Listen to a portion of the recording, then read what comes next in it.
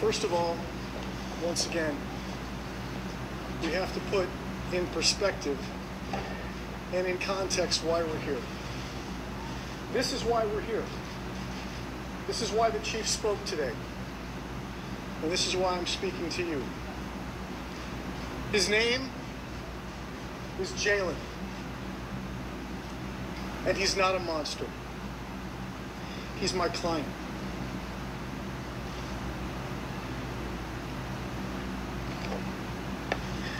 I'm emotional because of what I saw today.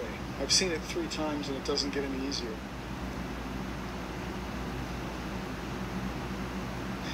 I'm sad that we began the presentation in precisely the way that the law would not allow.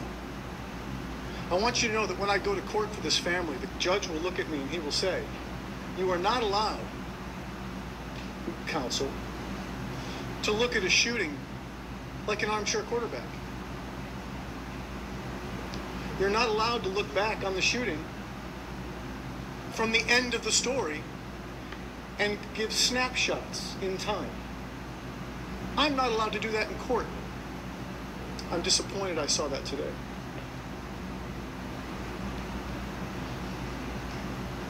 They want to turn him into a masked monster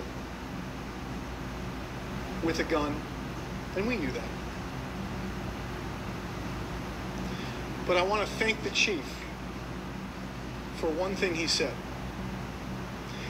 At the time he was shot, more than 90 or 60 or whatever the unbelievable number will be, he was unarmed.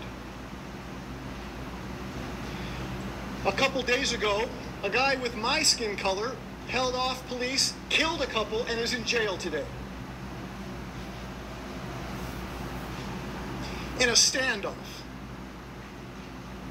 with a long firearm called a rifle.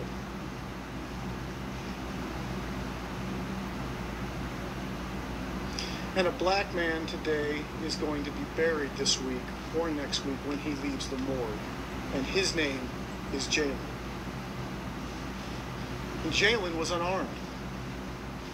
Black guy in Kentucky? Nope. Black guy in Akron? Yep. And is that something that's very difficult for me to admit? Yes, it is difficult for me to admit. Because I didn't come here to inflame what I fear will be inflamed. I came here to say what our message is, and that is peace. If you can do anything for the family, please give peace, give dignity, and give justice a chance for Jalen. My clients are private people. Jalen was a private kid. He wasn't married. He wasn't a criminal. He obviously was in pain.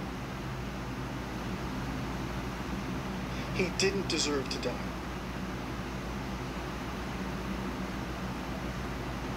By the way, my name is Bobby DiCello, and I represent Jalen Walker, and I have my team here with me. And my team will be speaking right after me. You're going to hear from Ken Abarno, and you're going to hear from Paige White, who will be key to our work on this case. And I want to thank all who have reached out to the family, all who have reached out to me. I want to thank each media outlet for doing your difficult work of figuring out which side of the story do you believe. I hope the video tells the full story, and I hope we remember that as Jalen ran across that parking lot, he was unarmed. I'll give closing remarks after my team speaks. So now, without saying more, I'll introduce Ken Abarno.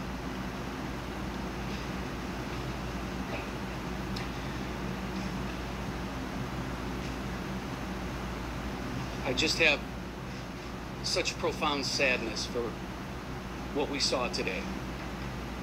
Each time I've watched the video, it's gotten worse for me. Every movement that I see, every shot that I heard, and every time that I see Jalen lying on the ground just gets more and more horrific. I'm going to look at my phone because I took some notes down while we were inside, and what we heard was that it was tough to see. It's a lot more than just tough to see. It's something that should never, ever have to be seen. We've heard of transparency, accountability, a commitment to openness, all in an effort to try and gain the trust of the citizens, and for a fair and unbiased review of the facts is what we heard of in the conference today. And what was very telling is what we heard Chief Milet say, that the most critical decision that a police officer will make in his or her career is to pull the trigger and then be able to explain why they did what they did, what specific threats were present, and to be able to account for every round that comes out of that gun. Those are my notes, and that's what I heard, and the video will tell us exactly what was said, but that's how I heard it. And I believe that's how everybody else heard it. The officers will need to account for every single action that they did. The Walker family is praying for peace. They are asking for peace. They are praying for accountability. We live in a society where we can never see this happen again. We need to get better.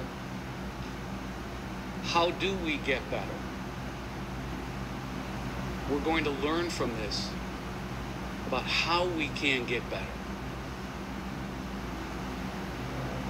And as my partner Bobby DiCello pointed out, we cannot villainize Jalen.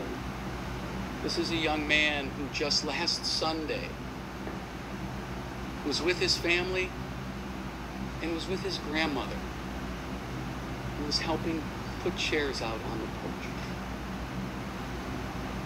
His smile, who he was, how he interacted with his family, that's who Jalen was.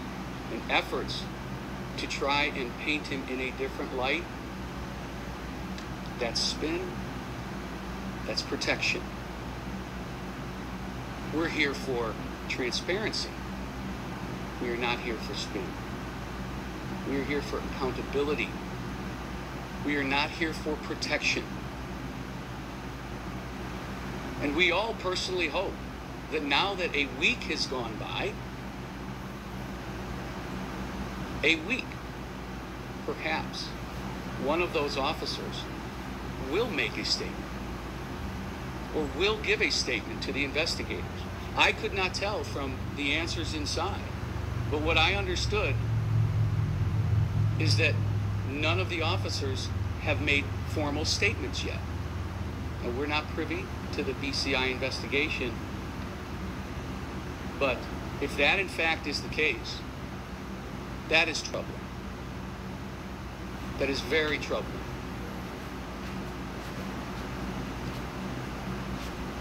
I want to ask for everybody's patience indeed as we work through this process.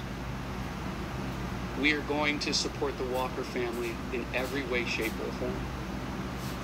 We'll answer questions that you may have after we're done speaking here today. There's a lot more questions than answers right now. Please remember Jalen Walker. Please remember. I'm going to ask Paige White to also provide us with some words here today, too.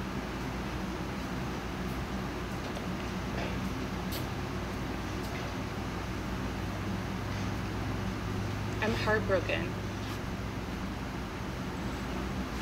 And what we all just saw in that room is heartbreaking. What I'm here to say is that we are done dying like this, in this manner, with this fate. Nobody should ever suffer the fate that Jayland Walker did. Monday morning, Sunday morning, Jayland woke up in his bed, and 24 hours later, he was in a morgue. Jayland was shot more times than I can count. And that is beyond troubling. We are done dying like this. And change is coming. And how do we get there? We get there with peaceful organization, peaceful protest, and with honoring the beloved community that Jayland loved.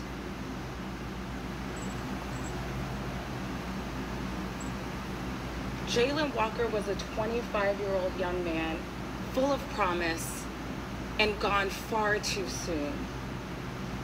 Jayland Walker loved his family, and he loved Akron, Ohio. And so today, I know that we all have heavy hearts. As my partners have said, it's not troubling, it's beyond that. There are no words to describe what we just saw. But we are begging you. That family is begging you. Jayland is begging you to stay peaceful. We will get nowhere with violence and destruction, but we will with measured and calm dialogue. And so today, we are calling for peace. We are asking for you to give Jayland the dignity that he deserves by honoring his legacy and his community through peace, and we are demanding justice. As my colleagues have said, we thank the Akron Police Chief for his transparency and for the accountability that has been shown thus far. Make no mistake about it. We will get justice for Jayland Walker. We demand justice for Jayland Walker.